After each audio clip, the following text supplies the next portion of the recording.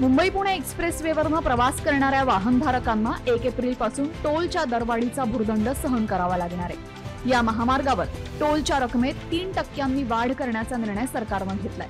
तसंच 1 एप्रिलपासून फास्टॅग नसल्यास वाहनधारकांना दुप्पट टोल भरावा लागणार आहे। नवे टोल दर कसे आहेत पाहूया। कॉमस्कोर नुसार आता isakal.com आहे देशातील नंबर 1 ची मराठी न्यूज वेबसाईट। प्रत्येक अपडेटसाठी isakal.com ला नक्की भेट द्या। 1 एप्रिलपासून टोलच्या रकमेत 3% वाढ होणार।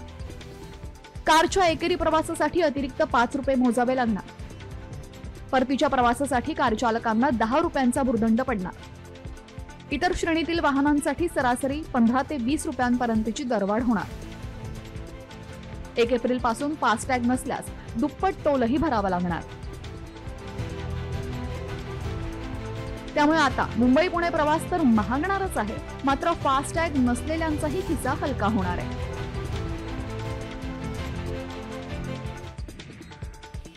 आणि आता बातमी आहे राजकीय वर्तुळातली। मुख्यमंत्री देवेंद्र फडणवीसांनी नितेश राणेंचे कान टोचलेत।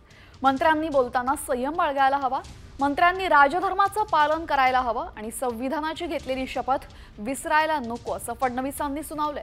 एका मुलाखती दरम्यान फडणवीसांनी राणेंचे कान टोचलेत।